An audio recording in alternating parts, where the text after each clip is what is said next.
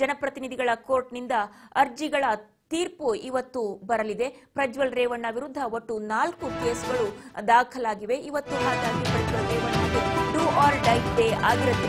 ಪ್ರಜ್ವಲ್ ರೇವಣ್ಣ ಮಾಜಿ ಸಂಸದ, ಇವತ್ತು ತೀರ್ಪು ಪ್ರಕಟವಾಗುವಂತಹ ದಿನ. ಹಾಗಾಗಿ ಹಿಸ್ ಫಿಂಗರ್ಸ್ ಆರ್ ಕ್ರಾಸ್ಡ್ ಅಂತ.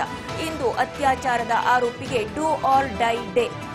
ಏನಾಗುತ್ತೆ, ತೀರ್ಪು ಹೇಗೆ ಬರುತ್ತೆ, ಜಾಮೀನು ಸಿಗುತ್ತಾ, ಏನಾಗುತ್ತೆ ಗೊತ್ತಿಲ್ಲ. ಜನಪ್ರತಿನಿಧಿಗಳ ಕೋರ್ಟ್ನಿಂದ ಮಹಾ ತೀರ್ಪು ಬರಲಿದೆ ಇವತ್ತು. ಮಾಜಿ ಸಂಸದ ಪ್ರಜ್ವಲ್ ರೇವಣ್ಣ ವಿರುದ್ಧದ ಪ್ರಕರಣ ತೀರ್ಪನ್ನ ಪ್ರಕಟಿಸಲಿದೆ ಜನಪ್ರತಿನಿಧಿಗಳ ಕೋರ್ಟ್. ಪ್ರಜ್ವಲ್ ರೇವಣ್ಣ ವಿರುದ್ಧ ಒಟ್ಟು 4 ಕೇಸ್ಗಳು ದಾಖಲಾಗಿದ್ದವು. ಅದಕ್ಕೆ ಸಂಬಂಧಪಟ್ಟಂತ ತೀರ್ಪು ಇಂದು ಪ್ರಕಟ ಆಗುತ್ತೆ. ಜನಪ್ರತಿನಿಧಿಗಳ ಕೋರ್ಟ್ನಿಂದ ಅರ್ಜಿಗಳ ತೀರ್ಪು ಪ್ರಕಟ ಆಗುತ್ತೆ. ಹಾಗಾಗಿ ಇವತ್ತು ಏನಾಗುತ್ತೆ ಅನ್ನುವಂತಹ ಕುತೂಹಲ.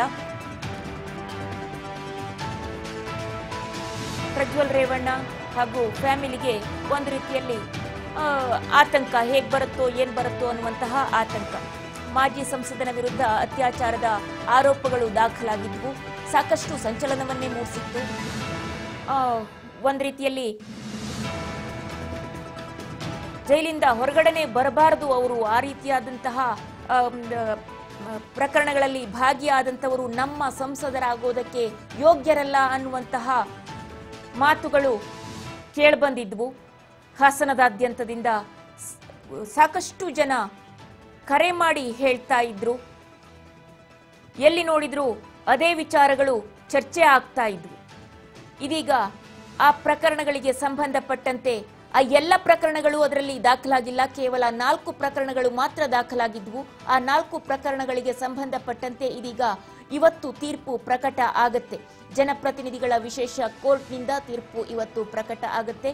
ಹಾಗಾಗಿ ಅತ್ಯಾಚಾರ ಆರೋಪಿಗೆ ಇವತ್ತು ಜೈಲ ಬೇಲ ಅನ್ನುವಂಥದ್ದು ಕುತೂಹಲ ಇದೆ.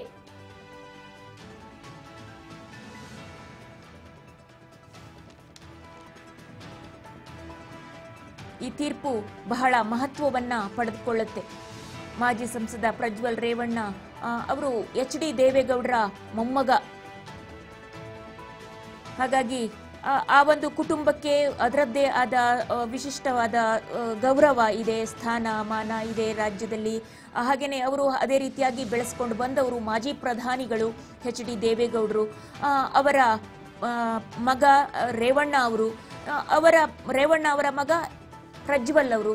ಹೀಗೆ ಫ್ಯಾಮಿಲಿ ಕುಟುಂಬ ರಾಜಕಾರಣವನ್ನು ಕೂಡ ಮಾಡಿಕೊಂಡು ಬಂದವರು.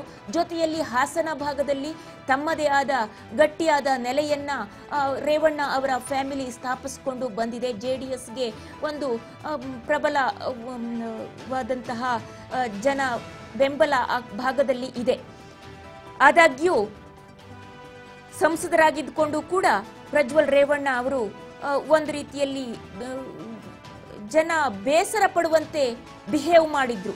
ಹಾಗಾಗಿ ಅವರ ವರ್ತನೆಗೆ ಖಂಡನೆ ವ್ಯಕ್ತವಾಗಿತ್ತು. ಅವರ ನಡವಳಿಕೆಗೆ ಜನ ಅಸಹ್ಯ ಪಟ್ಟಿದ್ರು ಆ ಸಂದರ್ಭದಲ್ಲಿ. ಇದೀಗ ಸಾಕಷ್ಟು ದಿನಗಳು ಕಳೆದಿದೆ. ಜನರಿಗೆ ಮರ್ತಿದೆಯೋ ಇಲ್ವೋ ಗೊತ್ತಿಲ್ಲ. ಯಾಕೆಂದ್ರೆ ಜನರ ನೆನಪು ಸ್ವಲ್ಪ ಕಡಿಮೆ ಅಂತ ಹೇಳ್ತಾರೆ. ಹಾಗಾಗಿ 1 ವರ್ಷದ ಹಿಂದೆ, 1.5-2 ವರ್ಷದ ಹಿಂದೆ ಆಗಿದ್ದ ಪ್ರಕರಣ ಅಂತಂದ್ರೆ ಜನ ಮರ್ತೇ ಬಿಡ್ತಾರ ಆಲ್ಮೋಸ್ಟ್. ಮತ್ತೆ ಹೊಸದಾಗಿ ಕಂಟೆಸ್ಟ್ ಮಾಡಿದ ತಕ್ಷಣ ನಮ್ಮ ಹುಡುಗ ಅಂತೇಳಿ ಮತ ಚಲಾಯಿಸಿ ಗೆಲ್ಸ್ಕೊಂಡು ಬಂದ್ಬಿಡ್ತಾರೆ. ಆ ರೀತಿಯಾಗಿ ಜನರ ನಡವಳಿಕೆ ಕೂಡ ಇರುತ್ತೆ. ಜನರ ಮರೆವು ಅಷ್ಟರ ಮಟ್ಟಿಗೆ ಇರುವಂಥದ್ದು. ಒಂದು ರಾಜಕೀಯ ವ್ಯಕ್ತಿ ರಾಜಕೀಯದಲ್ಲಿ ಮುನ್ನೆಲೆಗೆ ಬರಬೇಕು ಒಬ್ಬ ವ್ಯಕ್ತಿ ಅಂತಂದ್ರೆ ಅವನಿಗೆ ಚಾರಿತ್ರ್ಯ ಕೂಡ ಅಷ್ಟೇ ಇಂಪಾರ್ಟೆಂಟ್ ಆಗುತ್ತೆ. ಸಚ್ಚಾರಿತ್ರ್ಯವಂತ, ಸನ್ನಡತೆಯ, ಸದ್ಗುಣಿಯಾದಂತಹ ವ್ಯಕ್ತಿ ರಾಜಕೀಯದಲ್ಲಿ ಇದ್ರೆ ಆತನನ್ನ ನಾಯಕ ಅಂತ ಒಪ್ಕೊಳ್ಬಹುದು, ಜನರನ್ನ ಮುನ್ನಡೆಸಬಹುದು, ಹಾಗೂ ಒಂದು ರೀತಿಯಾಗಿ ಆ ಒಂದು ಭಾಗಕ್ಕೆ ಒಳ್ಳೆಯ ಭವಿಷ್ಯವನ್ನ ಆತ ಕೂಡ ನಿರ್ಮಾಣ ಮಾಡೋದಕ್ಕೆ ಸಾಧ್ಯ ಆಗುತ್ತೆ. ಆದರೆ ಆತನ ಚಾರಿತ್ರ್ಯವೇ ಸರಿ ಇಲ್ಲ, ಆತನ ನಡವಳಿಕೆಯೇ ಸರಿ ಇಲ್ಲ ಅಂತಂದ್ರೆ ಆ ಜನರನ್ನ ಹೇಗೆ ಆತ ಮುನ್ನಡೆಸ್ಯಾನು ಅನ್ನುವಂತಹ ಅಭಿಪ್ರಾಯ ವ್ಯಕ್ತ ಆಗುತ್ತೆ. ಇದು ಸಮಾಜದಲ್ಲಿ ಮೊದಲಿನಿಂದಲೂ ಇರುವಂತಹ ಒಂದು ಶಿಷ್ಟಾಚಾರ. ಹಾಗಾಗಿ ಈ ಸಂದರ್ಭದಲ್ಲಿ ಕಳಂಕ ರಹಿತವಾಗಿ ಹೊರಗೆ ಬಂದ್ರೆ ಖಂಡಿತವಾಗಿಯೂ ರಾಜಕೀಯ ಭವಿಷ್ಯ ಇರುತ್ತೆ. ಒಂದು ವೇಳೆ ಏನಾದರೂ ಅಪರಾಧಿ ಅಂತಾದ ಪಕ್ಷದಲ್ಲಿ ರಾಜಕೀಯ ಭವಿಷ್ಯ ಇಲ್ಲಿಗೆ ಮುಗಿಯುವ ಸಾಧ್ಯತೆಗಳೇ ಹೆಚ್ಚು.